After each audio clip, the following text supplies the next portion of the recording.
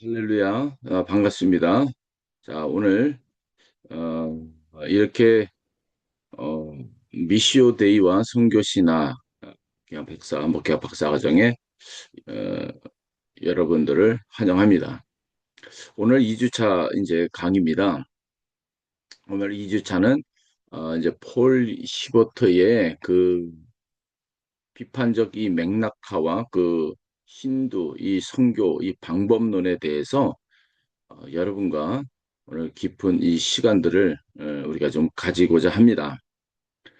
지난주에 그 여러분들이 공부했었던 것들을 혹시 기억하십니까? 우리는 이제 선교 신학의 가장 그 근본적인 질문들과 이제 씨름을 했어요. 자, 선교의 이 주체는 누구인가? 그렇죠? 하나님의 이 선교에 교회는 또 어떻게 이제 참여하는가? 그리고 이제 삼위일체 신학이 선교 그 현장에서 여러분들이 사역하고 있는 현장을 말하고 있는 겁니다. 어떠한 실천적 이제 지침들을 이제 제공하는가라고 하는 부분들을 우리가 좀 공부를 했어요. 그렇죠?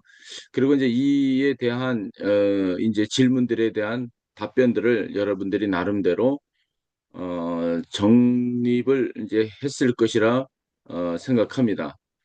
자, 여러분들이 이제 지난주에 배운 그 미시오 데이는 완성된 이 신학 체계가 아닙니다. 자, 그것은 하나의 선교 신학적인 이 나침판이라고 하는 사실들을 여러분들이 기억을 해야 됩니다. 그래서 하나님이 세상을 사랑하시고 또 세상으로 성자를 보내셨고 성령을 통해서 오늘 세상 안에서 일하고 계신다는 그 사실. 자, 이것이 나침판, 여러분들이 사역하고 있고 또 복음을 전하는 교회의 이 선교 방향의 지침입니다. 예, 방향입니다. 그래서 이 나침판으로 여러분들이 생각하시고 오늘 여러분들이 미시오데이 신학이 여러분들에게 요구하는 이 선교의 이 자세가 무엇인지에 대한지를 여러분들이 반드시 1주차 때 정립이 되어 있어야 합니다.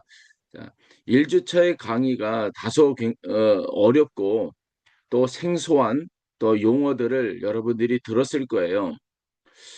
저 또한 여러분들에게 최대한 쉽게 설명하려고 이제 슬라이드를 준비하고 또 이 내용들을 쉽게 풀어서 이야기를 드렸지만 여러분들이 이 강의를 반복적으로 들으면서 이 내용들을 이해하려고 노력을 해야 합니다. 자, 그리고 지난주에 제가 여러분들에게 드렸었던 이제 그 몇 가지 질문들이 있을 거예요. 그래서 이제 우리 이거는 이제 학문적으로 여러분들이 이제 알고 있어야 하는 부분들입니다. 그래서 칼바르트와 빌링겐 이제 그 1952년도에 이제 그 회의에서 자, 이 선교의 방향, 이 흐름이 자, 교회 중심 선교에서 하나님 중심의 선교로 이제 전환을 했다고 하는 이 부분들을 그리고 이것을 통해서 여러분 사역에 어떠한 이제 선교 모델 또 교회의 방향성들을 여러분들이 어, 가지고 가는지를 생각을 한번 하셔야 되고요. 또 데이비 보시의 이 통합적 선교 이 개념들 그리고 그 개념이 로잔 스위스 로잔 그 대회 때 복음의 그 우선성과 우선성들이 어, 여러분들이 사역하고 있는 현장에서 어떻게 드러나고 있는가? 하나님의 선교가 여러분 사역 가운데서 어떻게 드러내고 있는가라고 하는 부분들을 여러분들이 음, 정립을 하셔야 됩니다. 자, 제가 이제 여러분들에게 이제 질문은 이제 대면 수업을 통해서 이제 질문을 이제 드리도록 하겠습니다. 자,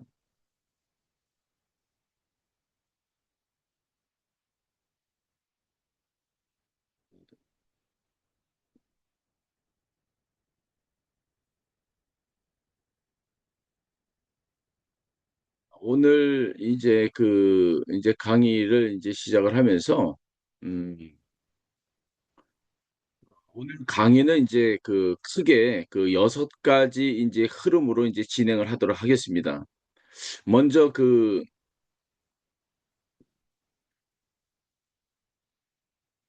먼저 맥락화가 맥락화가 왜 신학적으로 불가피한 이 과제인지를 우리가 성육신의 그 논리로 우리가 좀 살펴보아야 합니다.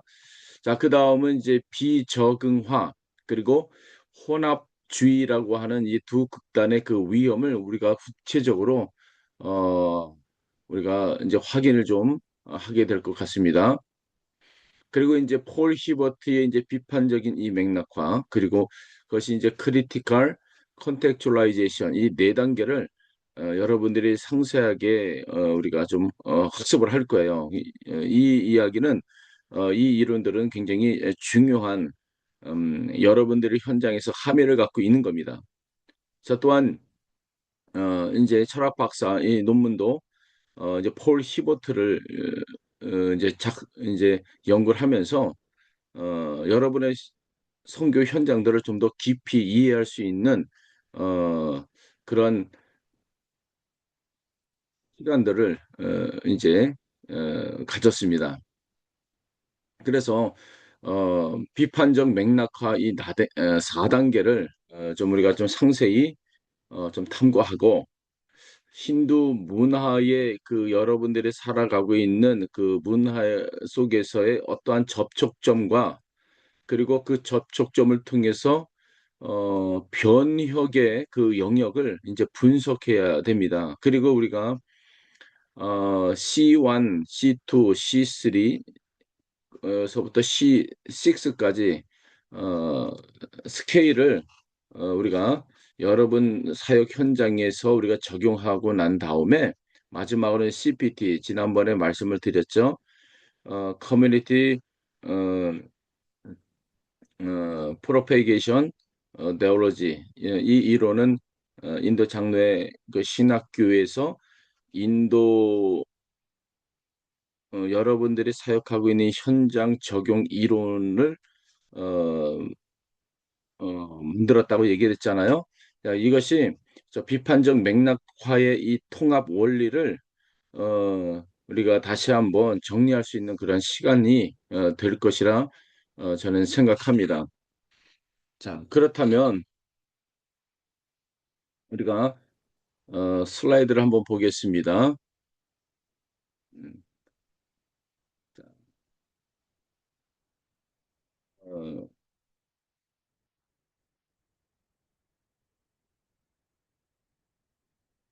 우리가 맥락화라는 이 그 단어 자체는 이제 1992년도, 죄송합니다. 1972년도 WCC 그 신학 그 교육기금 TEF가 공식적으로 이제 처음 사용한 비교적 현대적인 이 개념입니다. 이제 그러나 그 신학적 이 뿌리는 기독교 신앙의 가장 이 핵심적인 이 고백으로 이제 거슬러 이제 올라가게 되는데요. 바로 성육신입니다. 자, 영어로 인카네이션이라고 말하고 있죠. 인카르네이션.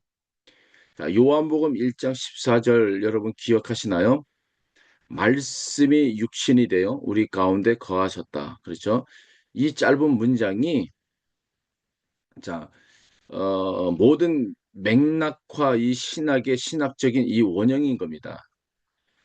하나님의 그 아들이 이 세상에 오실 때를 여러분 한번 생각해 보세요. 자, 그분은 시간과 이 공간을 이 초월한 이 보편적 이 존재로 오지 않았습니다. 자, 그분은 1세기 자, 팔레스타인의 그 유대 문화 안으로 구체적으로 이제 그분이 오셨어요.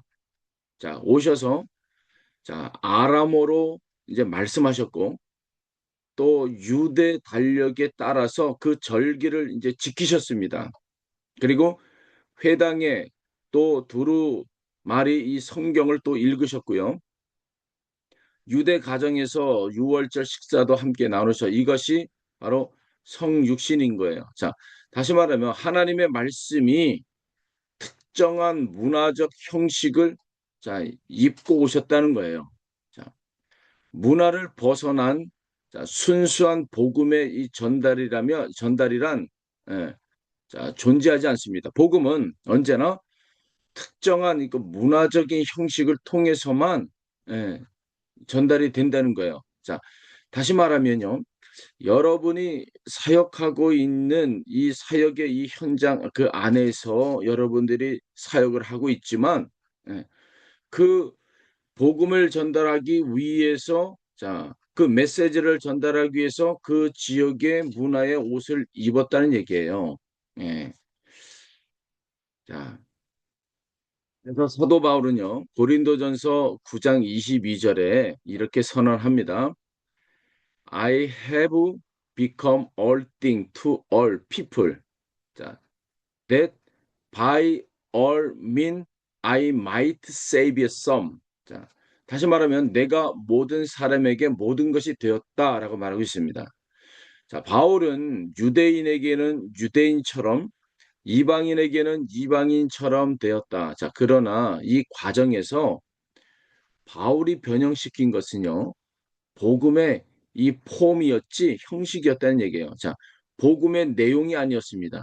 자, 이 구분이 맥락화의 이 핵심인 거예요. 자, 복음의 본질적인 이 내용은 자, 유지하면서 그것을 전달하는 이 형식을 현지 문화에 맞게 조정하는 것, 바로 이것이 맥락화라고 하는 겁니다. 맥락화.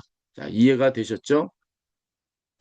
제가 오늘 강의는 조금 천천히 여러분들에게 좀, 어, 강의를 진행하려고 합니다. 왜냐하면 제 발음 그대로 이것이 이제, 저는 이제 한국어로 강의를 하지만 이것이 힌디어로 이제 더빙을 이제 하기 때문에 제가 이제 발음을 좀 천천히 발음을 할 거고요.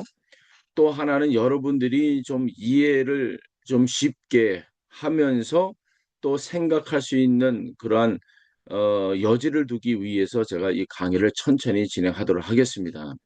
자, 자, 이 맥락화의 이 기본 정의를 우리가 다시 한번 말씀을 드린다면요. 복음의 이 본질적인 이 내용은 유지하면서 자, 복음에 전달하는 형식을 현지 문화에 맞게 적당히 적절히 조정하는 자, 신학적이고 성교학적인 이 작업이다라고 보는 거예요. 그래서 복음이 외국 종교가 아닌 예, 여러분들의 이야기로 이제 들릴 수 있도록 하는 것이다라고 하는 개념입니다. 자, 그럼 이제 맥락화의 스펙트럼을 우리가 좀 이제 살펴보겠는데요. 자, 그러면 우리가 맥락화를 실천할 때 우리가 반드시 우리가 경계해야 할 이제 두 극단이 있어요. 자, 이 두 극단이 사이에 이 좁고 이 정밀한 길을 자, 걸어가는 것이 어, 저와 여러분들의 신학적인 이 과제인 겁니다. 선교학적이고. 자, 첫 번째 이 극단은 뭐냐면 자, 비적응화입니다. 자, 영어로 말하면 non-contextualization입니다. 복음을 특정 문화, 자, 주로 서구 자, 문화의 옷을 입힌 채 다른 문화에 그대로 이식하는 것이다라고 보고 있는 거예요. 자, 자, 이것이 19세기 그 영국과 미국의 이 선교사들이 인도에 왔을 때를 한번 생각해 보세요.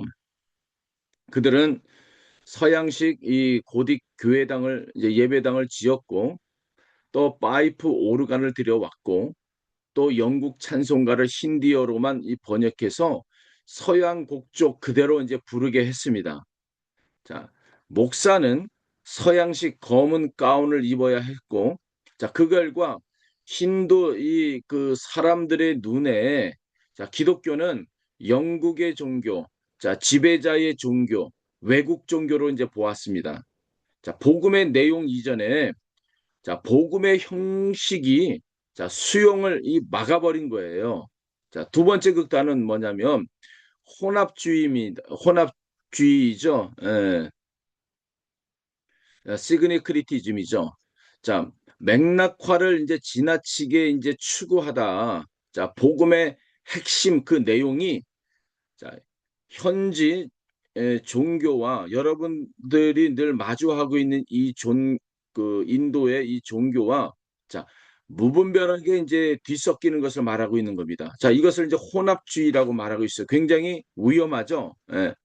그래서 힌두 맥락화에서 이제 예수님을 자, 힌두교의 수많은 신들 중에 이제 하나로 이제 소개하거나 아니면 또 힌두 이 구루들과 같은 이제 반디트 이제와 같은 이런 분들을 또 이제 어, 자, 한 분으로 이제 소개하는 것이 대표적인 것이죠. 예.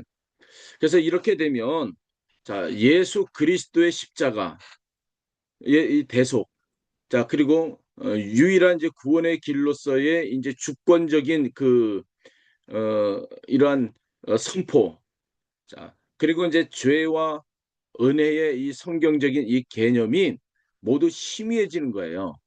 자, 겉으로는 잘 적용된 것처럼 보이지만 복음 자체를 잃어버리는 겁니다. 이것이. 그래서 자, 성교학자 이제 그 문화 인류학자죠. 자, 스테반 이 베반스는 자, 이 맥락화 이 신학의 이 모델을 자, 번역 모델로 해석을 했고요. 그리고 인류학적 모델로 이제 해석을 했습니다. 그리고 실천적 모델, 종합적 모델, 초월적 모델, 반문화적 자, 모델로 6가지로 이제 분류를 했어요. 자, 각 모델은요. 자, 두 극단 사이에 이 서로 다른 지점에 자, 위치하고 자, 서로 다른 위치에 위치한다는 거. 그리고 각각의 이제 신학적인 이 강점 그리고 위험성을 가지고 있습니다. 자, 오늘 우리는 자, 이 모든 모델 가운데서 복음주의 선교 신학에서 가장 균형 잡힌 것으로 평가받는 자, 폴 시버트의 비판적인 이 맥락화를 우리가 중심적으로 이제 다루겠습니다. 자, 그렇다면 자, 우리가 음, 폴 시버트 음, 폴 히버트가 누구냐? 예, 자, 폴 히버트.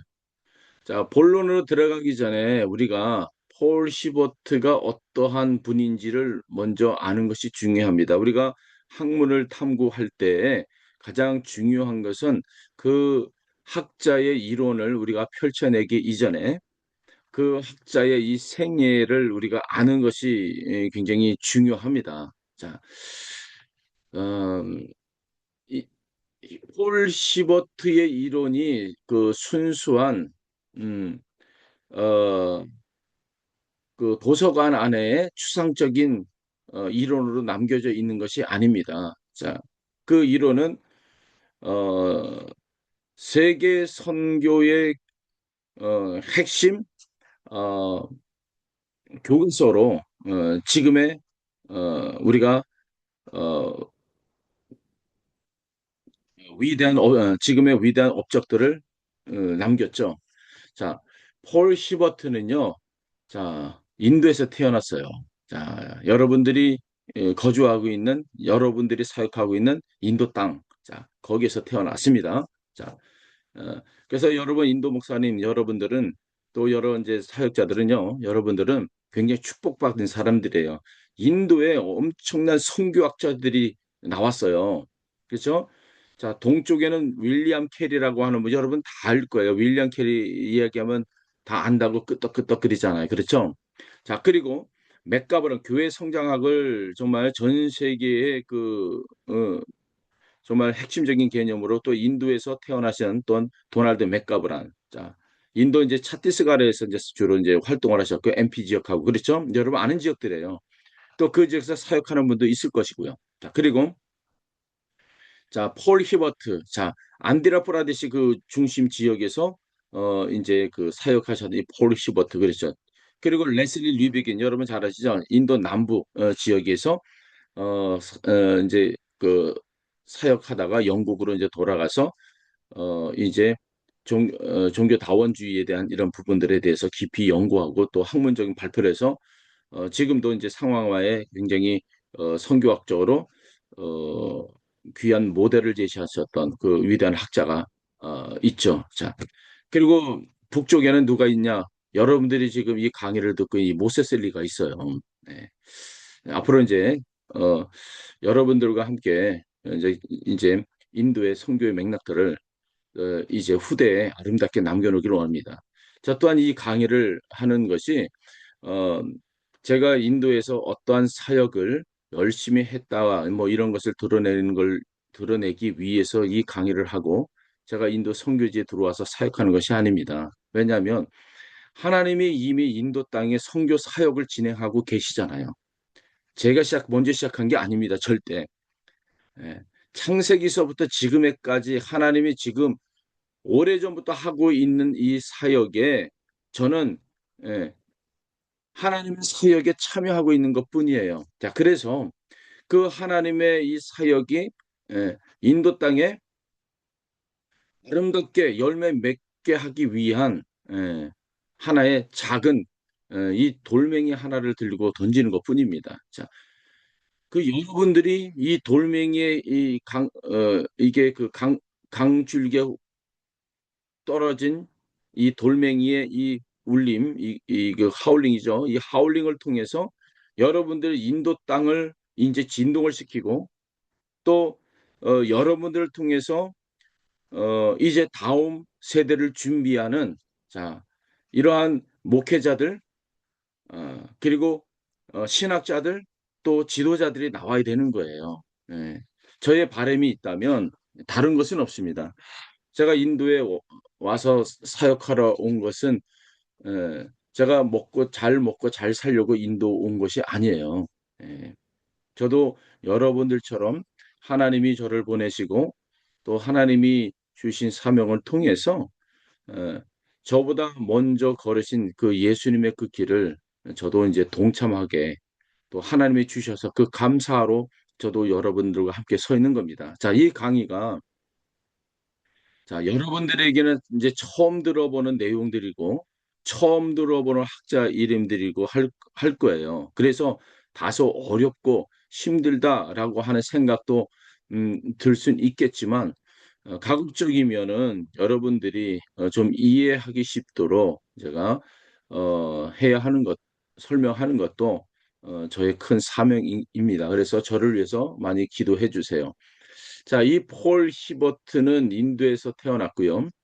언제 태어나면 1932년에 태어나서 2007년도에 이제 주님 곁으로 가셨죠. 이 폴 히버트 이 학자는 최근에도 이제 음, 돌아가시기 전까지도 미국에 있는 플러신 학교에서 이제 교수로도 이제 활동하셨고 또 나중에는 이제 트리니티 신학교에서 이제 섬기다가 강의하시다가 또 이렇게 주님 곁으로 갔습니다. 자, 그분은요. 또 인도에도 그분이 사역했던 그 지역에 또 이제 그 성경 신학 대학교가 있잖아요. 지금도 운영이 되고 있더라고요. 저는 가보지는 않았는데. 자, 그분은 이제 메도나이트 선교사 가정의 그 아들로 태어났어요. 그래서 그는 어린 시절부터 자연스럽게 인도 문화와 신두교를 직접 경험하고 이제 자랐습니다. 자, 어른이 된 이후에 이제 스스로 이제 선교사로서 인도 남부 그 안드라프라데시에서 이제 사역을 했습니다. 그리고 델구어를 이제 사용을 했고요. 자, 인도 사람들과 함께 살면서 선교가 얼마나 이 복잡하고 이 섬세한 이제 과정인지를 자, 몸으로 이제 그는 이제 배웠습니다. 자, 이 현장의 이 경험이 자, 그를 인류학 이 공부로 이끌었고요. 훗날 이제 풀러 신학교와 트린티 복음주의 신학교에서 선교학과 이제 문화 인류학을 이제 가르치는 이제 학자로 이제 발전이 됐습니다. 이제 그의 이제 그 대표작들은요, 이제 그 도서들은요, 선교사를 위한 인류학 통찰, 자, 안돌로 폴로지컬 인사이트 포 더 미셔너리라고 하는 그 책을 1985년도에 이제 발표를 했고요. 또 세계관 변혁하다라고 하는 또 트랜스포밍 월드 뷰라고 하는 그 논문을 2008년도에 그가 또 발표를 해서 선교학에 굉장히 그 큰 그 이제 업적을 이제 남기셨습니다. 자, 그리고 자, 민간 종교 이해라고 해서 주로 이제 인도의 이 상황들을 이제 다룬 자, 언더스탠딩 자, 폴크 리전, 릴리전이라고 하는 이제 책을 쓰셨죠. 1999년도. 여러분들이 그 인도의 그 도서관에서 쉽게 이 책들을 원서들을 이제 다운로드해서 이제 볼 수가 있습니다. 자, 폴 히버트 이 선교사가 이제 타 문화권에 이제 들어갈 때 반드시 이제 피해야 할 이제 두 가지 위험이 있다고 이제 강조를 했어요. 자, 하나는 현지 문화에 대한 무비판적인 이 수용을 얘기하고 있는 겁니다. 예. 자, 자, uncritical acceptation. 자, acceptance. 자, 또 그리고 다른 하나는요. 현지 문화에 대한 무비판적인 거부. 예. 다시 말하면 현지 그 여러분들이 그 사역하고 있는 것들을 검증 없이 예, 그냥 받아들이는 거. 예, 예. 아니, 무조건 그런 건 무조건 거부하는 거. 예, 이런 것들에 대한 이야기를 하는 거예요. 자, 그러니까 이것은 나쁘다, 나쁘다, 나쁘다, 나쁘다고 정의하는 이런 부분들. 자, 그리고 두 개가 이 두 위험 사이에 바르게 걷도록 만들어주는 것이 바로 비판적인 맥락화인 거예요. 자, 그렇다면 이제 그 슬라이드에서 나타난 것처럼 비판적 맥락화의 이 네 단계를 이제 순차적으로 이제 한번 제가 설명을 한번 하도록 하겠습니다. 음. 자, 비판적 그 맥락화의 네 단계를 한번 보세요. 자, 첫 번째 그 현상학적인 이 분석입니다. 첫 번째. 자,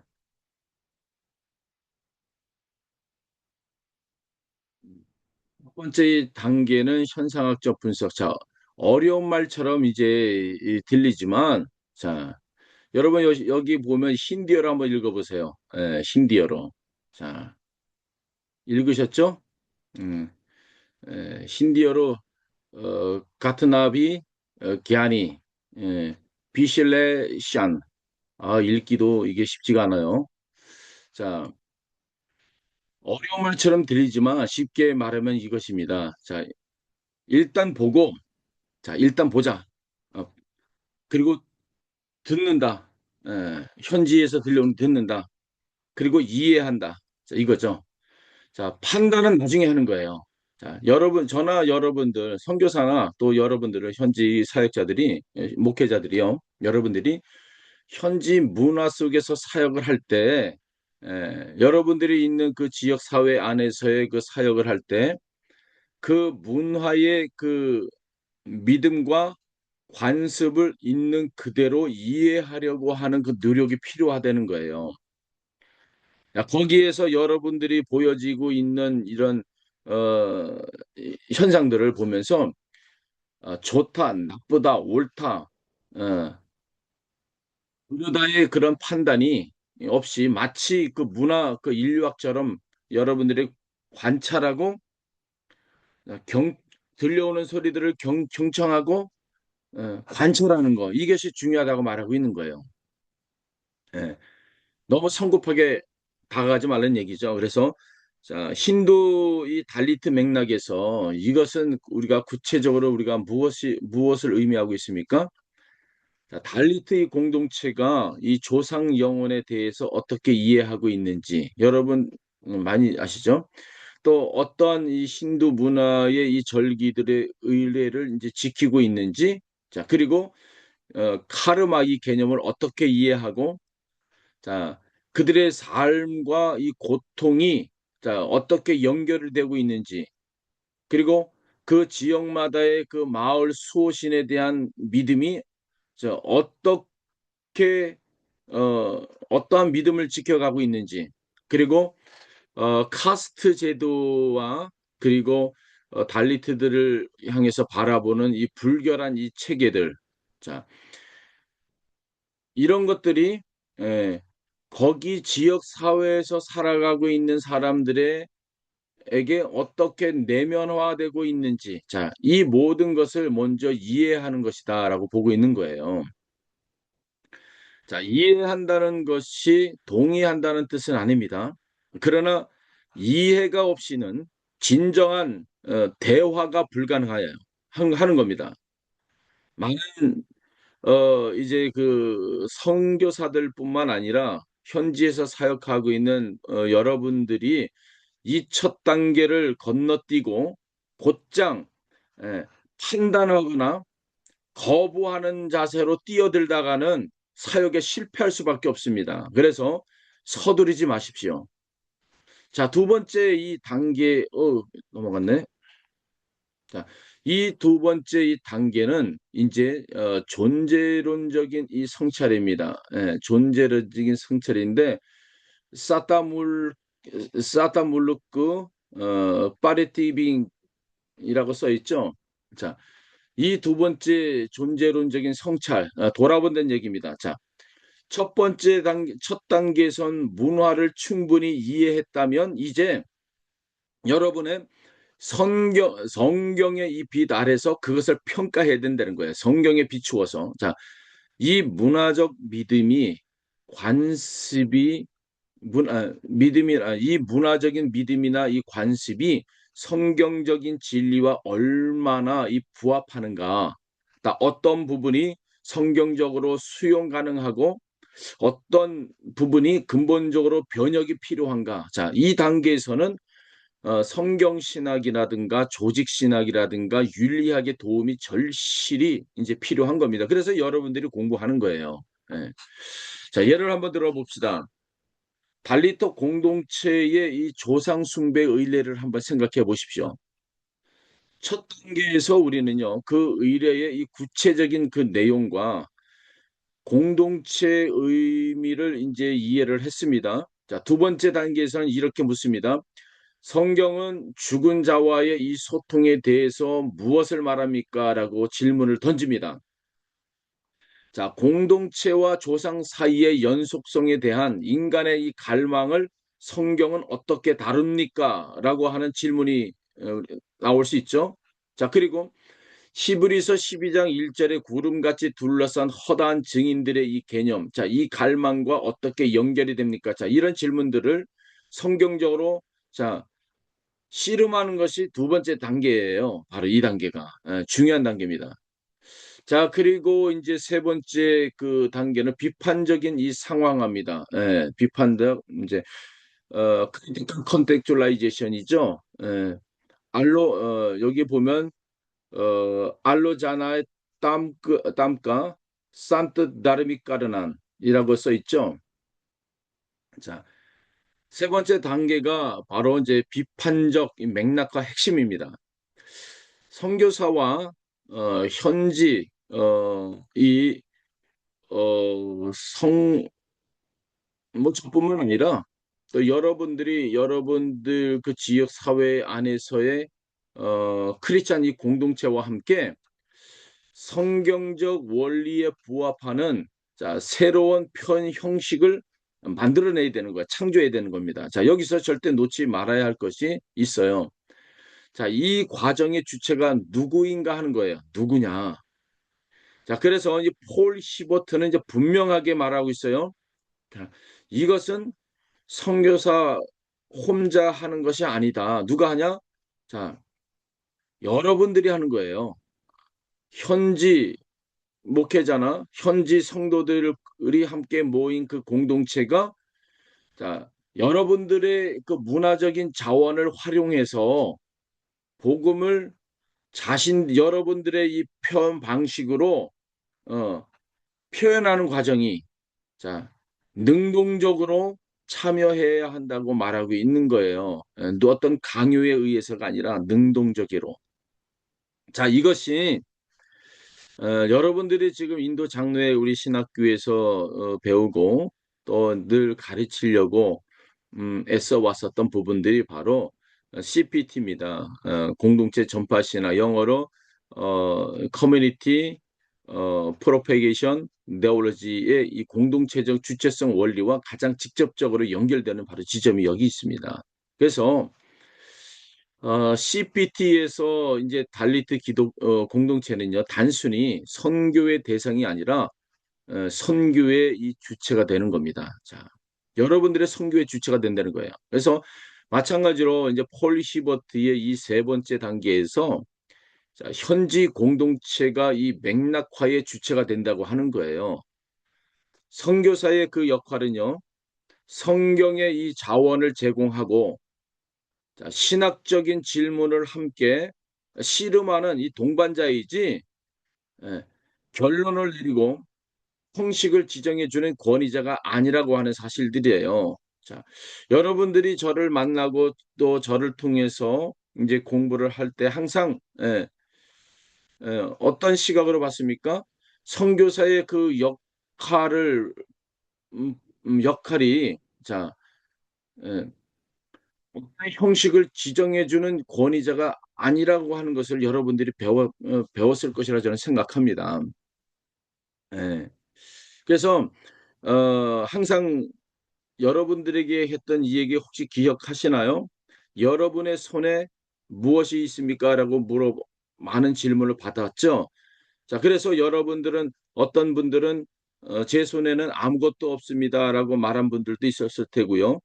꾸치네이, 꾸치네이라고 했던 분들이 그러나 저는 여러분들에게 답을 던진 적이 있죠. 여러분의 손에는 자, 인도가 달려 있고 여러분의 인도 전체가 여러분 손 안에 들려 있다라고 얘기를 했잖아요. 자, 이 이야기는 뭐냐면 다시 말하면 여러분들이 여러분 섬기고 있는 이 지역 공동체 이 전체가 자, 하나님이 주신 여러분들은 하나님의 그 형상을 닮은 이마고대입니다.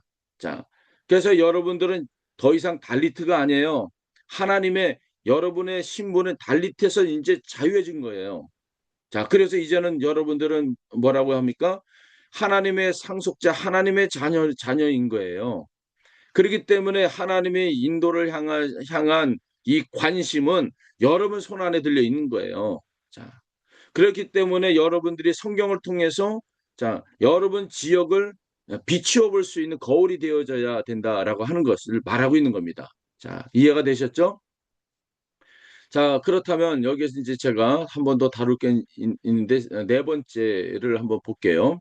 자, 이 네 번째는 공동체적인 이 검증이죠. 자, 사모다이크, 자, 사타야반이라고 써 있죠. 커뮤니얼 밸리데이션. 자, 이 네 번째 단계는 공동체적인 이 검증이 이루어져야 한다고 보고 있는 겁니다. 자, 세 번째 단계에서는 새로운 이 창조된 이 맥락화된 이 표현 형식이 자, 혼합주의적 오류에 빠지지 않, 않았는지를 자, 공동체 이 전체가 지속적으로 검증하는 그 과정이죠. 자, 맥락화는 한 번으로 끝나는 작업이 아니라는 겁니다. 시간이 흐르고 문화가 변하고 새로운 신학적 질문들이 생기기 때문에 계속해서 재검토되어야 한다고 말하고 있는 거예요. 자, 이 단계에서 가장 중요한 것은요. 검증의 이 공동체적인 이 성격입니다. 자, 선교사나 이 개인이나 몇몇 지도자만의 이 검증이 아니라 여러분 공동체 전체가 성경 읽기를 통해서 함께 그것을 검증해 나가야 된다고 하는 거예요. 자, 이것은 종교 개혁의 그 오직 성경 솔라 스크립투라 이 원리가 공동체적으로 실천되는 것이기도 합니다. 그래서 이 폴 시보트는 더 나아가서 에큐메니칼 이 공동체와 넓은 대화도 이제 권장을 했어요. 자, 그래서 특정 공동체의 맥락화가 지역적 편경으로 왜곡될 수 있기 때문에 더 넓은 기독교 공동체의 지혜와 연결이 중요하다고 보는 겁니다. 자, 여러분들이 아마 몇 분이 인도에서 어떠한 큰 그 인도 장로교 교단들 연합 그 회의 때 제가 여러분들을 이제 보내는 이유가 바로 여기에 있는 거예요. 예. 그 공동체들과 함께 이제 연대를 하고, 자, 그리고 더 넓은 공동체들과 지혜를 서로 연결하고, 그리고 서로가 편견을 가질 수 있고, 또 여러분들이 갖고 있는 사고의 이 편견들을, 자, 이 왜곡된 것들을, 자, 없애기 위한 작업들이죠, 이런 것들이. 그래서 여러분들 제가 늘 이야기하듯이 여러분들이 이제 어떠한 큰 교단을 뛰어넘어서라도 일단 가장 가까운 이 인도 장로교 이 교단 인도에 있는 그 교단들 그 연합과 그 모임에 참석하는 것을 여러분 게을리해서는 안 돼요. 그리고 여러분들 스스로가 프레스비테리안 힌디 처치라고 하는 이 교단에서의 이 모임을 여러분 우습게 여기면 안 됩니다. 모이자고 하면 그리고 그 모임의 이 대표성을 갖고 있는 이 회장은 이 모임의 중요성들을 인식을 하고 예, 또 거기에서 개인의 욕심과 사리 사욕을 위한 수단으로 생각하면 절대 안 되는 겁니다. 예. 근데 여러분들이 이런 틀들을 다 벗어 던져야 돼요. 예. 여러분들이 이 공동체 모임이 얼마나 소중하고 그 모임 자체는요. 회비를 걷고 여러분들의 어떤 복지 혜택을 주기 위해서 마련된 그 모임이 아니에요. 이 모임 자체 총회 또 여러분들이 모이는 이 모임들 이 자체는요. 자, 여러분들이 갖고 있는 사고와 또 성경 속에서 또 여러분들이 목회 현장에서 구현하고 있는 그러한 공동체의 맥락화가 자 편견으로 왜곡되는 길들을 방지하기 위한 것들이죠. 그래서 여러분들이 갖고 있는 것들이 서로가 지혜가 연결이 되어져서 에, 그래서 이제 여러분 스스로가 서로가 이제 검증하고 그리고 하나의 그 공동체적인 이 성격을 통해서 인도에 이 복음을 넣기 위한 작업이잖아. 여러분들이 목회하는 거 여러분 스스로가 어, 신분의 변화를 위해서 여러분들이 목회를 하는 게 아니잖아요. 그렇죠? 여러분들이 교회를 세워놓는 거 여러분 가게 꾸린 게 아니잖아. 상점을 꾸린 게 아니잖아요. 여러분 교회를 세상 사람들이 바라보았을 때 마켓이라고 보고 또 바자르라고 보면 안 되잖아요. 여러분 교회는 거룩한 하나님의 전이에요. 근데 세상 사람들은 그렇게 보면 여러분들의 잘못된 편견과 여러분들의 잘못된 사고를 통해서 세상 사람들은 여러분들을 통해 여러분을 그런 잘못된 시각으로 본다는 것은 불쌍한 일입니다. 사실은. 여러분은 인도 땅을 변혁시킬 수 있는 지도자고 여러분은 인도 땅을 갈아엎는 예, 그런 지도력을 하나님이 주셨어요. 그 일을 위해서 그 하나님이 자 인도의 이 신들을 보면 대부분 보면 이 카스트 상류층들만 위한 신으로 존재하고 내려왔습니다. 내려온 것이 아니라 존재합니다. 그러나 그 신들은요 여러분 달리트나 억압받고 핍박받고 힘들어하는 그 사람들의 삶으로 내려온 신들이 아니에요. 그러나 예수님은요 하나님 자신이지만 여러분들을 위해서 예, 인간의 몸으로 고통 가운데서 마구간으로 오셨고 예, 이방인으로 오신 거예요. 여러분들과 같은 모습으로요. 여러분들과 같은 이 달리트 신분, 불가촉 천민의 신분으로요. 예, 예수님이 오셨다는 거예요. 그리고 여러분들과 같이 힘겨운 삶을 살아가고 고통을 견뎌내고 그렇게 사셨다는 거예요. 그 예수님이요. 그래서 어떻게 해요? 예, 약한 자가 예, 세상을 부끄럽게 지혜 있는 자들을 부끄럽게 하셨다는 거죠.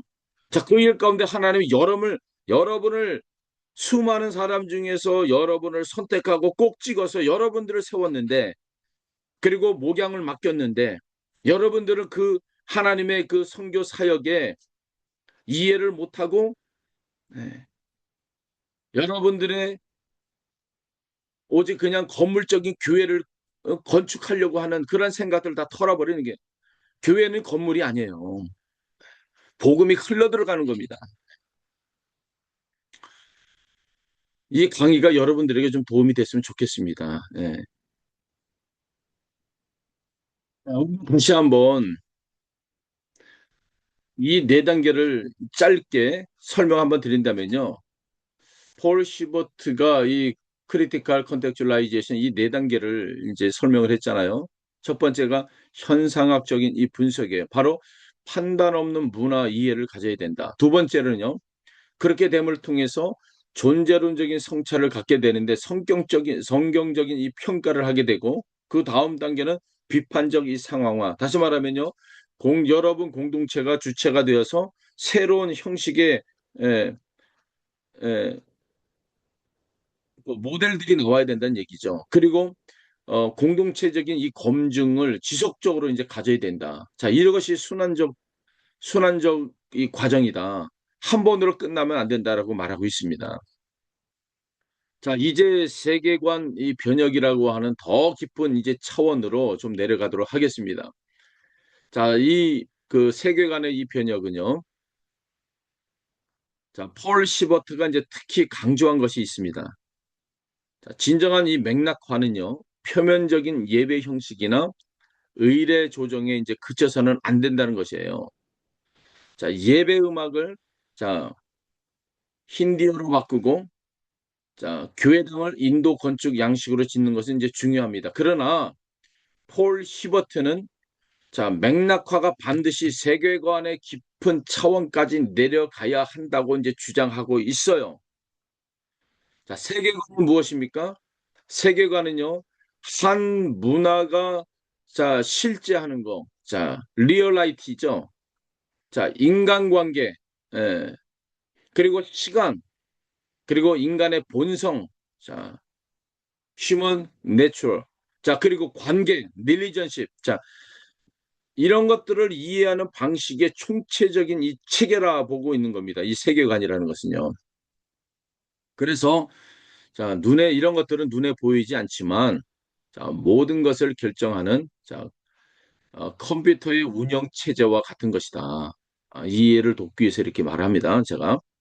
자, 사람들이 어떤 생각을 하고 있고 어떤 결정을 내리는지는 자, 이 세계관에 의해서 깊이 이제 규정이 되고 있어요. 자, 신도 이제 그 달리트 공동체의 이 세계관의 가장 강력한 이 파괴적인 요소는요. 바로 뭐냐면 여러분들 잘 아실 거예요. 카르마. 자, 그리고 윤회의 이 세계관입니다. 자, 이 세계관에 이제 따르면 지금 내가 처한 이 삶의 조건, 그리고 달리트로 태어나는 거, 그리고 가난한 거, 그 차별받는 것은 이제 전생에서 내가 행한 어, 어, 죄의 결과다라고 여러분들이 보고 있잖아요. 그렇죠?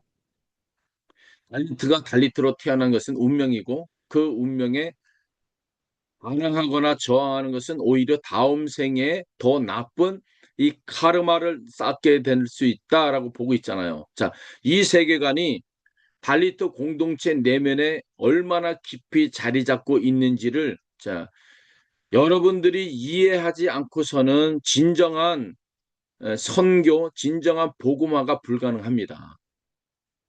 진정한 맥락화는요, 이 카르마 세계관을 복음으로 자, 대체하는 세계관 변혁을 이제 포함을 해야 합니다.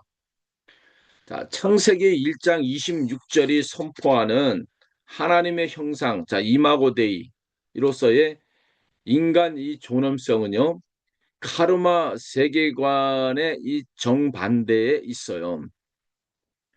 좀 전에 제가 말씀을 잠깐 언급을 드렸지만, 달리트가 이 달리트로 태어나는 것은 전생의 죄업 때문이 아닙니다.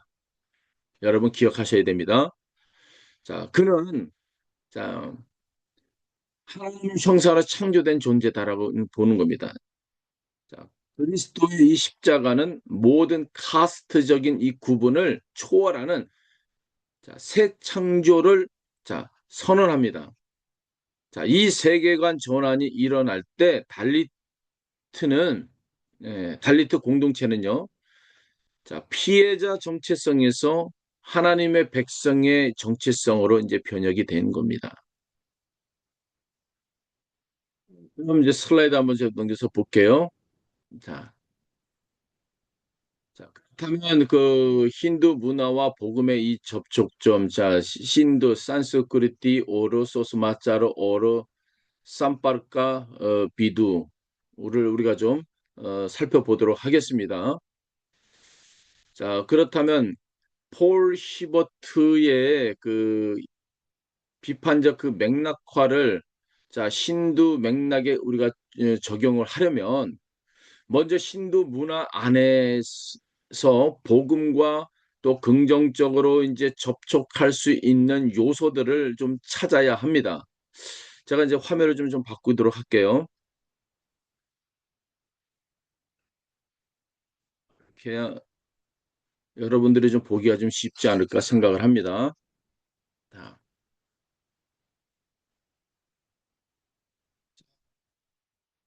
이것은 이제 전통적인 이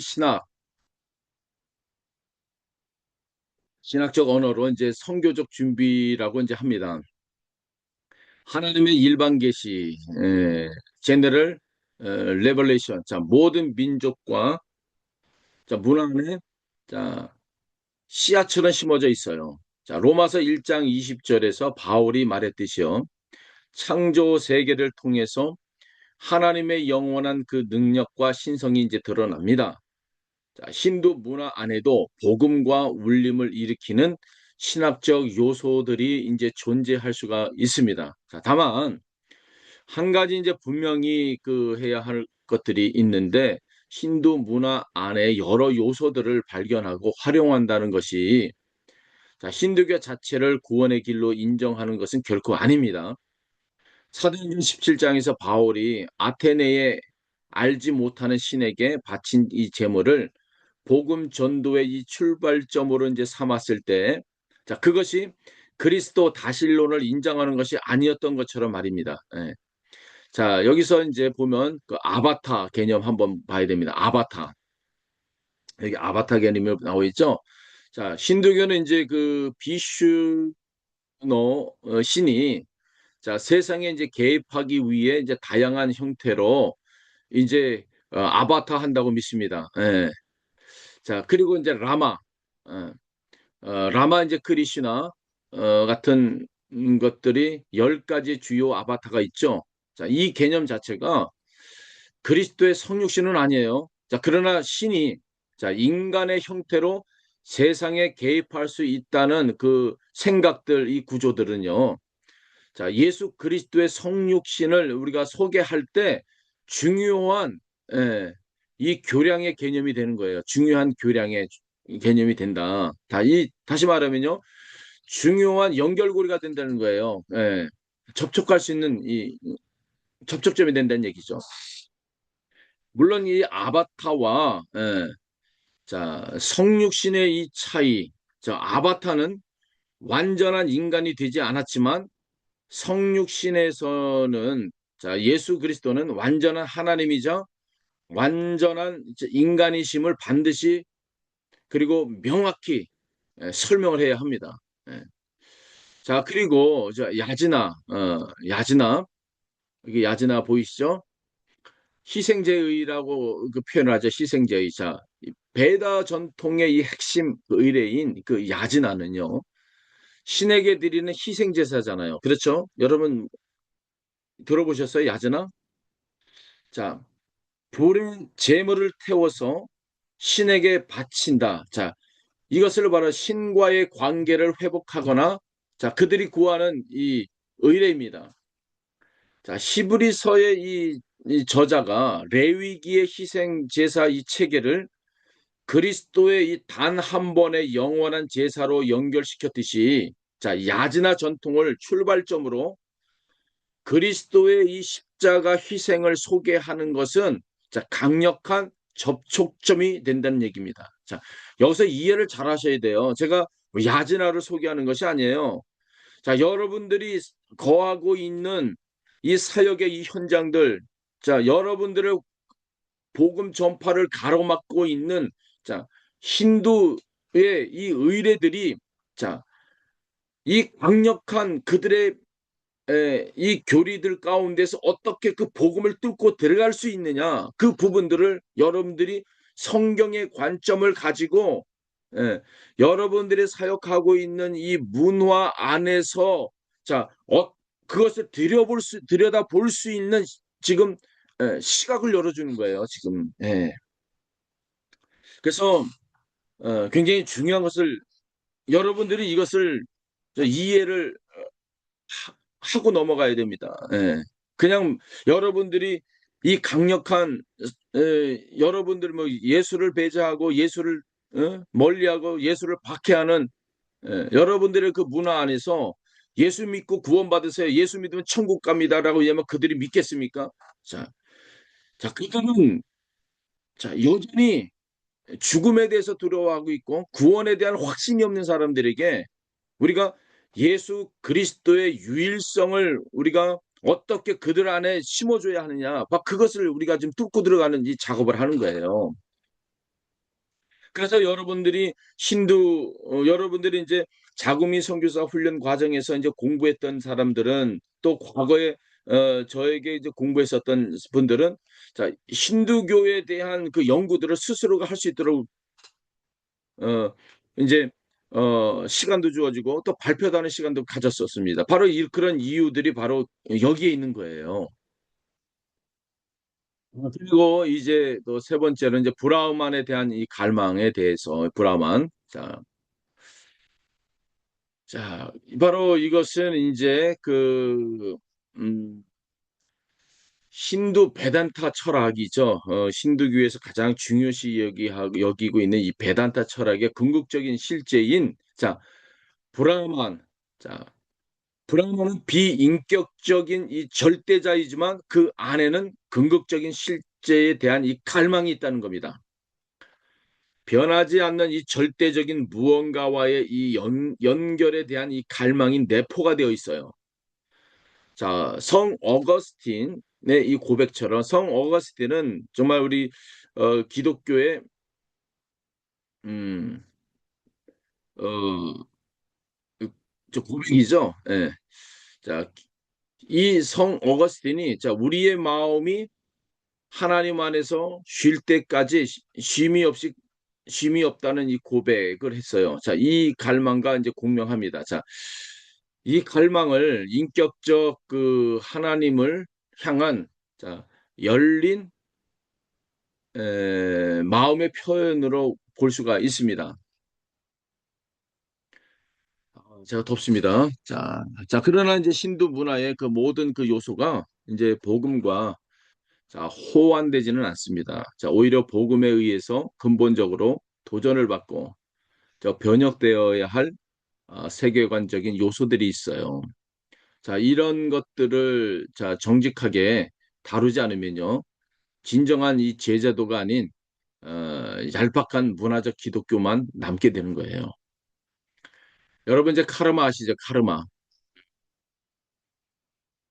이 카르마와 그 윤회의 이 세계관은요, 자, 달리트 이 선교에 있어서 가장 중요하게 변혁되어야 할 이 세계관들입니다. 뭐 달리트만 이게 그 포함이 되겠습니까? 그렇죠. 상위 카스트까지도 다 포함이 되고 있죠. 이 카르마 법칙은요, 현재의 고통을 그 운명으로 받아들이게 하고, 사회 구조의 불의에 대한 이 저항을 죄악으로 규정합니다. 그러나 이제 복음은 이것을 정면으로 이제 뒤집습니다. 예수님은 병자를 고치시고 아픈 자를 먹이시고 억압받는 자를 해방시킴으로써 고통의 운명이 아니라는 것을, 자, 고통이 운명이 아니라는 것을 이제 선포하셨죠. 자, 그리고 이제 힌두교의 이제 순결, 자, 불결의 이 체계, 폴라이티, 자, 폴레션 시스템이죠. 자, 이 종교적인 이 체계는 이 달리트들을 이제 구조적으로 이제 불결한 이 존재로 이제 규정을 했어요. 예, 예수님은 공생의 기간 동안 이 체계를 지속적으로 이제 뒤집어 엎으셨죠.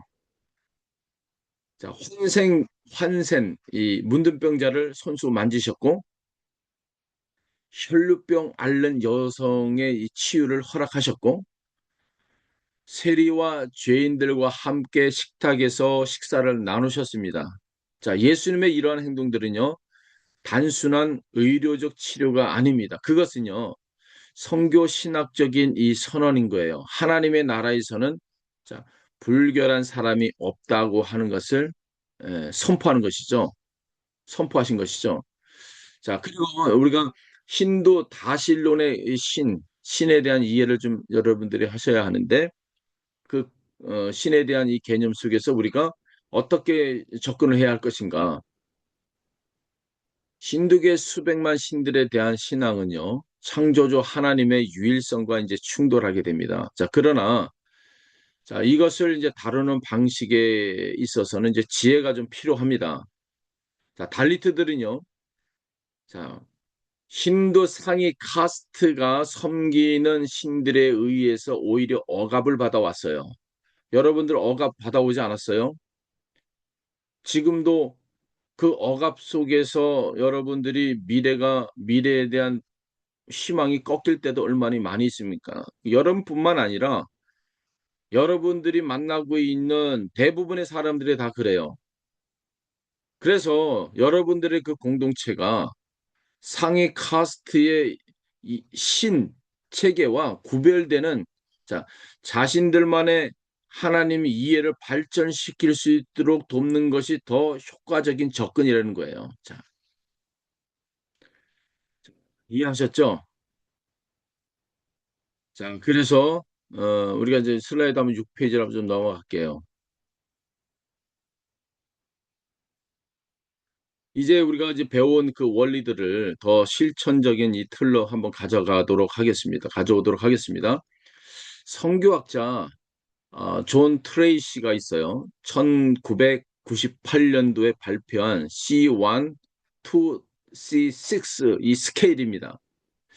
원래 스케일은요, 무슬림 선교 맥락에서 이제 개발이 되었지만, 자, 힌두 선교에도 매우 유용하게 이제 적용이 돼요. 자, 이 척도는요, 맥락화의 이 정도를 6단계로 이제 표시를 하는데, C는요, 크라이스트를 말하고 있습니다. 크라이스트. 자, 즉, 그리스도를 중심으로 한 공동체를 의미하는 이 표식입니다. C. 자, 그리고 숫자가 낮을수록 문화 적용도가 낮고, 수, 숫자가 높을수록 현지 문화에 깊이 적응된 상태를 나타내고 있는 겁니다. 그래서 C1은요, 자, 여기 보면 C1, 자, 여기 비데시, 산스쿠르티크, 파리짜미, 깔리시아라고 써 있죠. 자, C1. 이 C가 크라이스트를 말하고 있다는 얘기를 하고 있는 거고요. 자, C1, 2, 6, C 숫자 1이 낮을수록 이제 문화 적용도가 낮다. 그리고 숫자가 높을수록 현지 문화 깊이 적용된 상태를 말하고 있는 것이다라고 보고 있는 겁니다. 자, 그렇다면 C1은요, 여기서 C1은요, 외국 문화 형식의 이 교회입니다. 자, 외국 문화를 가지고 있는 형식의 교회예요.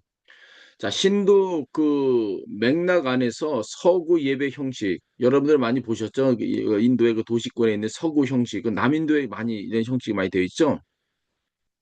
또 서구 음악, 서구 건축 양식을 그대로 똑같이 사용합니다. 자, 복음이 그 지극히 외래적인 것을 이제 보입니다. 자, 비적응화의 이 전형적인 것이죠. 비적응화. 자, 인도 도심의 그 전통적인 서구 교단 이 교회들이 여기에 해당되고 있어요. 자, C2. 자, 현지 언어를 여기서는 이제 현지 언어를 이제 사용하고 있지만, 자, 사타니아 그 바샤를 사용하고 있지만, 자, 비대시 루프, 자, 외래 문화 형식을 유지합니다. 여기에서. 그렇죠?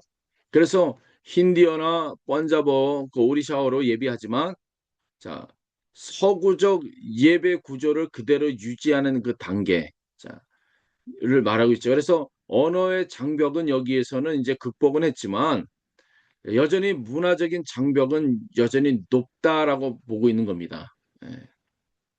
자, 그렇죠. 자, 여러분들의 교회가 요 모델을 가기를 많이들 제가 볼 때는 이 모델이나 C2, C1이나 C2의 모델들을 상상하고 어, 사역하려고 하는 분들이 많이 있더라고요. 예, 그렇죠. 근데 이 모델들은 여러분 이제 우리가 앞으로 이제 조금 더 고민해야 될 문제지만, 자, 이 모델들은 결코 인도의 맥락에서는 어, 음, 좀 생각해봐야 될 것이다라고 저는 보고 있습니다. 자, C3는 자 C3 여기서 보고 이거죠. 사타니아 그 쌍기트 루프, 자 이렇게 음악이죠. 자, 현지 그 여러분들의 그 음악, 현지 음악, 인도의 음악 형식을 이제 사용하면서, 자, 여기, 어, 힌두교의 이 신학적 내용을 포함하지 않는 교회를 얘기하고 있어요. 그래서 인도 전통 악기 따블라와 또 시타르로 예배하고, 인도 전통 옷을 입고 인도식 건물에서 예배합니다. 자, 예배 신학의 내용은 철저히 성경에 기초하고, 자, 복음주의 이 선교에 가장 일반적으로 권장되는 예배 형태입니다. 자, 지금 여러분들이 지금 사역하고 있는 모델들이 바로 이 모델들일 거예요, 대부분. 그렇죠? 자, 그리고 이제 C4죠. 자, 여기 힌두 그 산스크리트 그 루폼에 저 이사이 그 사머타이. 자, 여기 이 부분에서는 힌두교의 그 사회 문화적 관습을 이제 수용하면서 힌두 힌두교 교리 체계를 거부하는 이 공동체입니다. 자, 음식이라든가 그 관습, 또 옷가지라든가 또 가족 구조, 사회 의례 등 힌두 문화의 사회적 차원을 유지하면서 기독교 신앙을 고백합니다. 자, 달리터 공동체가 자, 자신들의 이 정체성을 유지하면서 자, 예수를 따르는 있게 해주기 때문에 바로 우리가 이제 그 CPT 이 모델의 가장 유사한 형태가 여기에 나타나고 있는 겁니다. 자, 그리고 C5 자, 여기는 힌두 그 루쁨의 그 예수 아누야이 안도란 여기 개혁이 번역이죠. 자, 힌두교 내에서 예수 추종자 운동입니다. 자, 힌두 종교 형식 안에서 예수를 따르되 기독교 공동체와 연대를 유지합니다. 이 단계에서 혼합주의 위험이 굉장히 높은 거예요. 예. 신중하게 이제 다뤄져야 될 부분들이죠. 일부 그 학자들이 이 접근을 힌두 배경의 신자 운동과 연결시켰지만 신학적으로 상당한 논란이 있는 겁니다. 자, 그리고 C6는 제가 여기에 음, 포함을 이렇게 적지를 못한 것 같아요. 자, 식스가 식스 이런 이제 비밀 신자 보이지 않는 성도죠. 이제 외부에 드러나지 않는 이제 방식으로 예수님을 믿는 형태. 자, 신두투바 박해의 그 현실 속에서도 실제로 나타나는 현상이지만 공동체론적 이 교회론과 공적 증언의 차원에서 신학적인 이 긴장을 항상 안고 있습니다. 예. 자, 그렇다면 여러분들이 여기에서 보는 이제 CPT의 이 관점에서 달리트 여러분들이 사역하고 있는 선교의 가장 적합한 맥라파의 위치는요. 자, 이 C3, C4의 이 사이입니다. 자, 여러분들의 공동체는 이제 힌두 상위 카스트의 이 종교 체계를 이제 거부하면서도 또 여러분들의 고유 공동체 문화와 그리고 사회적인 이 정체성을요, 그리고 기독교적으로 재해석할 수가 있는 겁니다. 여기서. 그래서 여러분들이 고유의 그 음악, 전통 음악과 그리고 여러분들의 전통 축제, 그리고 여러분들의 공동 식사 문화, 그리고 여러분들의 이야기 전달 방식들이 삶에서 이 모든 것들이 복음을 담는 새로운 문화적인 이 그릇이 될 수가 있습니다. 자, 그러면 이제 그 CPT를 한번 우리가 좀 설명해야 되는데요. 이 CPT 모델은 지금 그 제가 주장하고 있는 그 이론들이에요. 이 모델들은 저는 20년 동안 여러분들과 함께 사역을 하면서 발견된 것들을 그 선교 이론화를 낸 거예요. 그래서 아까 여기서 말씀을 드렸듯 여기서 말 3번과 이 4번의 모델들이 바로 이 CPT의 모델들이다. 그래서 이 모델이 바로 어떤 맥락이냐면 이제 교회와 지역 사회를 연결해주는 연결고리다라고 보고 있는 겁니다. 그래서 이 CPT와 그리고 이 크리티컬 컨텍츄얼라이제이션의 이 통합, 네, 액기가란이죠, 액기가란, 이 통합의 이 과정들을 어, 현장에서 이제 한번 보도록 하겠습니다. 지금까지 우리는 이론을 우리가 이제 탐구했어요. 자, 이제 그것이 실제 현장에서 어떻게 일어나는 선교 신학이 되는지를 우리가 이야기를 해드리겠습니다. 제가 펀잡 쪽에서 이제 이동하면서 이제 보았던 시절의 이 경험이에요. 여러분이 이미 지금 이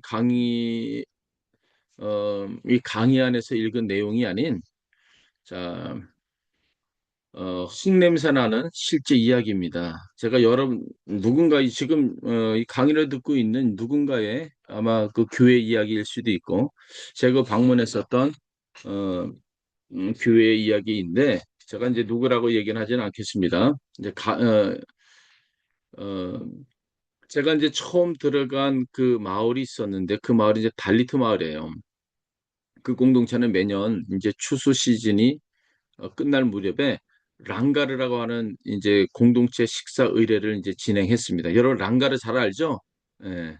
저도 지나가다가 그때 얻어먹기도 하고 그랬어요. 어, 힌두 카스트 체계 안에서 이제 달리트들은요, 이제 상위 카스트와 같은 식탁에 앉을 수가 없어요. 여러분들이 잘 알 거예요. 그래서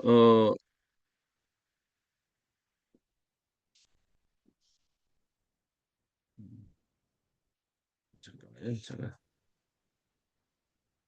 어, 그래서 이제 그 달리트들은 이제 음식을 만들 수 있어도 자, 여러분 이제 달리트를 말하는 건 뭐냐면 여러분들이 그 복음을 전하는 그 대상들이 대부분 달리트이기 때문에 제가 달리트란 말을 사용하고 있는 겁니다. 예. 여러분 목사님들 여러분들은 달리트가 아니에요. 예. 그래서 이제 그 달리트들은 이제 음식을 만들 수 있어도 자신이 만든 음식을 예, 다른 카스트와 함께 먹을 수가 없어요. 그렇죠? 자, 그런 맥락에서 이 달리트들끼리의 이 공동 식사는 단순한 음식 나눔이 아니었습니다. 자, 그것은 어, 우리는 여기서 이제 같은 사람이다. 자, 우리는 공동체다. 우리는 함께한다라고 하는 정체성의 이제 선언이 거기서 내포하고 있는 거죠. 의미를 갖고 있는 거죠. 그래서 억압받는 이 공동체가 자신들의 존엄을 서로 확인하는 바로 의례입니다. 자, 그 공동체 안에서 복음이 전해지기 이제 시작했고 여러 가정이 예수를 믿게 되었을 때 지도자들 이 사이에서 이제 질문이 이제 생겨났어요. 자, 이 랑가르를 어떻게 해야 합니까? 라고 하는 것이죠. 자, 이 힌두 의례는 무엇입니까? 자, 그리고 이제 계속해야 하느냐, 아니면 버려야 합니까? 라는 질문들이 이제 서로 질문들이 생겨난 거죠. 잠시 한번 생각해 보십시오.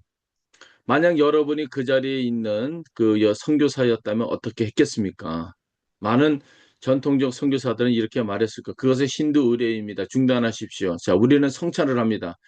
자, 어, 이것은 좋지 않습니다. 자, 라고 말할 거예요. 자, 반대로 어떤 이 이렇게 말할 수 있으면 괜찮습니다. 그냥 하십시오. 저 같은 경우죠. 그냥 저는 그것도 그냥 먹습니다. 그냥. 자, 형식보다는 마음이 중요합니다. 자, 이것은 이제 그 자, 혼합주의를 이제 끌어들일 수 있는데, 그러나 여러분들이 분명한 게 있어야 돼요. 여러분들은 분명하게 여기에서 어, 음, 그 어느 까지의 이 경계를 여러분이 허용하고 어느 까지의 경계를 거부해야 하는지를 여러분 분명한 이 판단이 있어야 예, 이 부분을 여러분들이 접근할 수가 있는 겁니다. 자, 우리가 실제로 그 한 것은요, 폴 시버트의 네 단계를 우리가 따르는 것이었습니다. 먼저 우리는 랑가르의 의례를 자세히 우리가 이해를 했어요. 자, 제 1단계의 그 현상학적인 분석이죠. 자, 이 의례가 공동체에서 어떤 의미를 갖는지, 자, 어떤 기능을 하는지, 자, 무엇을 기념하는지를 우리가 들었어요. 자, 그다음 우리는 성경에서 공동 식사가 어떤 신학적 의미를 갖는지를 함께 탐구를 했습니다. 자, 그리고 제 두 번째 단계에서는 존재론적인 성찰을 다뤘어요. 자, 예수님의 최후의 만찬, 오병이의 기적에서의 공동 식사, 그리고 초대 교회의 그 만찬, 그 요한계시록 19장의 어린 양의 혼인잔치, 이 모든 것들에서 공동 식사가 하나님의 나라의 표징이라서 우리가 발견을 했어요. 성경 안에서 공동 식사는 매우 풍성한 신학적 의미를 담고 있는 거예요. 그래서 여러분들이 교회 안에서 이제 같이 식사를 나누고 떡을 떼고 나누는 것이 바로 그것도 예배라고 하는 거예요. 그래서 굉장히 중요한 의미를 갖고 있는 거예요. 그래서 여러분들이 교회에서 예배 드리고 나서 함께 밥을 먹는 이런 것들이 중요합니다. 자, 그리고 공동체가 스스로 이제 결정을 했습니다. 제 3단계에서 이제 비판적 상황화죠. 자, 이 랑가르를 예수 그리스도의 이름으로 드리는 공동체 식사로 우리가 또 재해석을 했어요. 이 이야기는 뭐냐면 랑가르를 참여하라는 얘기가 아니에요. 자, 이제 힌두인들이 참가하고 있는 이 랑가르의 이런 형식이 있듯이, 자, 여러분들도 여러분의 교회 안에서의 이 공동체 식사로 그것을 재해석을 하는 얘기입니다. 그것이. 무슨 말인지 아시죠? 그것은, 자, 성찬의 그 공동체 확장이 되는 거예요. 그래서 이제 그 달리트 공동체가 억압받는 자들의 그 해방을 선포하신 예수님의 이름으로 자, 모여서 함께 밥을 먹는 행위가 되는 것이죠. 자, 그리고 이제 그 이후로도 이 형식의 이 복음의 본질을 유지하는지를 함께 점검을 해야 되는 겁니다. 그것이 제4단계 공동체적인 이 검증인 겁니다. 자, 이 이야기에서 제가 여러분에게 가장 강조하고 싶은 것이 바로 이겁니다. 자, 그 결정을 내린 것은 선교사인 제가 아니었어요. 자, 누구냐? 공동체가 결정하는 것이죠. 자, 제 역할은 성경을 펼쳐놓고 함께 씨름하는 것이죠. 자, 이것이 CPT가 말하고 있는 공동체적 주체성이고 폴 히버트가 말하는 비판적 맥락화의 핵심인 겁니다. 자, 그리고 이 과정에서 달리트 공동체는 단순히 복음을 받는 자에게 복음의 주체자로 변화하는 것. 이것이 바로 선교라고 하는 겁니다. 자, 같은 공동체 전파 신학은 또 폴 히버트의 비판적 그 맥락화와 세 가지 핵심적인 그 신학적인 이 접점을 이제 공유해요. 자, 이것을 정리하면 오늘 강의의 이론적 실마리들을 우리가 하나로 이제 모아보겠습니다. 첫 번째는 이제 공동체적인 주체성입니다. 자, CPT는 이 달리트 공동체 전체를 선교의 주체로 세웁니다.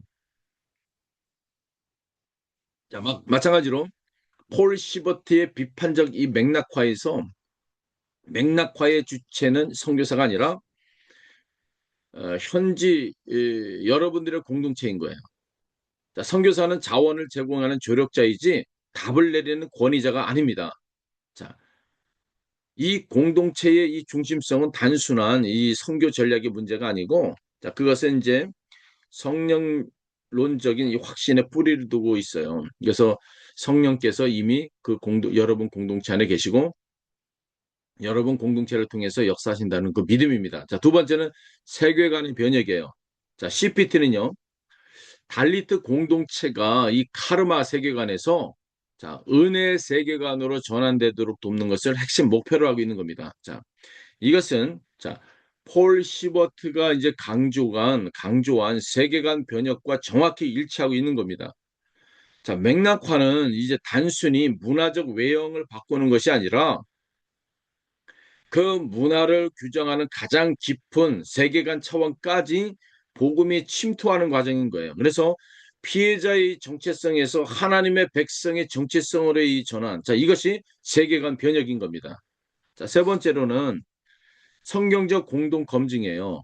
그래서 이 CPT에서 이 달리트 공동체는 성경을 자신들의 맥락에서 함께 읽습니다. 자, 이것은 폴 히버트의 네 번째 단계인 이 공동체적 검증과 맞닿습니다. 자, 공동체 전체가 함께 성경을 읽고 문화적 이 신앙 표현이 복음의 이 본질을 유지를 함께 점검해 가는 것이죠. 자, 이 과정이 공동체의 신학적인 정숙을 이제 가져오고 동시에 혼합주의의 위험을 이제 방지하게 되는 것입니다. 네. 자, 그렇다면 이제 슬라이드 우리가 7번으로 좀 한번 넘어가 볼까요? 7번.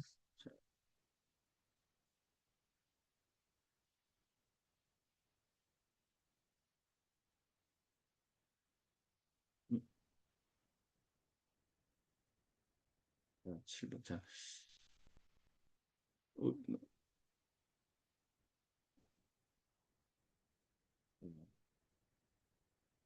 지금까지 우리는 이제 폴 시버트의 비판적 맥락화의 이제 가능성과 그리고 힘을 충분히 우리가 좀 살펴봤어요.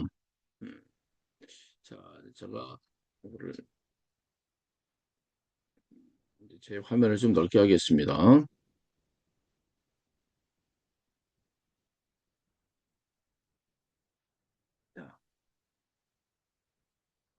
그러나 이제 선교 신학자로서 어떤 방법론도 이제 비판적으로 이제 검토하는 습관을 가져야 합니다. 세 가지 이제 미해결 이 과제를 솔직히 이제 다루겠어요. 자, 그것이 뭐냐면 첫 번째 비판의 이 기준의 문제죠. 폴 시버트의 이 그 성경을 폴 시버트는 이제 성경을 비판적 맥락하에 이제 규범적 기준으로 이제 제시를 합니다. 원리적으로는 맞습니다. 그러나 성경이 무엇을 말하는가에 대한 해석은 현장에서 일치하지 않죠. 어, 자, 단일하지 않습니다. 자, 빨리 또 공동체가 자신들의 억압 경험을 렌즈로 삼아 성경을 읽을 때 도출되는 이 해석과 또 서구 복음주의 신학의 전통적 이 해석이 이제 충돌할 때 어느 해석이 더 맥락화적으로 정당한가의 이 질문들이 생겨납니다. 자, 이 문제에 대한 단순한 답은 없습니다. 자, 폴 시버트 자신도 에큐메니컬 대화를 통한 이 해석의 이 상호 검증을 권장했지만 현장에서 이 대화 구조를 실현하기는 쉽지가 않아요. 자, 두 번째는 신도 민족주의죠. 이 맥락에서 이 가시성의 문제입니다. 자, 우리가 아까 이제 공부했었던 C3, C4 이 수준의 이 맥락화는요. 달리트 기독교 공동체와 그 외부에서 보기에 힌두 문화적 공동체와 유사하게 보일 수가 있어요. 자, 이것이 박해 상황에서 보호막이 되기도 합니다. 그러나 동시에 기독교 공동체로서의 공적 정체성과 증언이 약화될 위험성이 있습니다. 자, 인도 헌법이 보장하는 이 종교의 이 자유와 힌두투바의 이 세력의 정치적 압박 사이에서 자, 이 긴장을 어떻게 다룰 것인가 여전히 열린 질문이에요. 저도 이제 솔직히 말씀드리는 거예요. 그리고 이제 세 번째 달리트 해방의 정치적인 이 차원이죠. 자, 폴 시버의 비판적인 이 맥락화는 주로 이제 문화와 신학적 차원에서 집중합니다. 그러나 달리트의 억압은 법과 경제와 정치 구조와 깊이 얽혀 있어요. 그래서 안베드르 카르 여러분들 아시죠? 달리트 해방 운동에 에, 그 어, 정, 영향력을 미쳤던 자, 그분이 남긴 정치적인 유산과 기독교 맥락과 이 신학이 어떻게 만나야 하는가는 그 선교 신학의 이 미해결 과제로 남아 있어요. 그래서 이제 달리트 해방 신학자 데바 사하얌의 그 연구가 이 분야에서 중요한 기여를 하고 있습니다. 자, 오늘의 이제 결론을 이제 좀 맞아야 되는데 오늘 그 여러분들은 이제 긴 여정을 이제 걸어왔어요. 자, 성유신의 논리에서 시작해서 자, 두 극단의 그 위험을 확인하고 폴 히버의 비판적 맥락과 4단계를 상세히 검토하고 힌두 문화의 적접점과 또 변혁의 영역들을 분석했죠. C1부터 C6의 스케일을 달리트 선교에 적용했고 랑가르 이야기를 통해서 CPT와의 통합 원리를 살아있는 신학으로 여러분들이 확인했습니다. 자, 그래서 이 마지막으로 이 한 가지를 여러분에게 좀 남기고 싶습니다. 자, 맥락화는 이제 기술이 아닙니다. 자, 맥락화는 사랑의 신학이에요.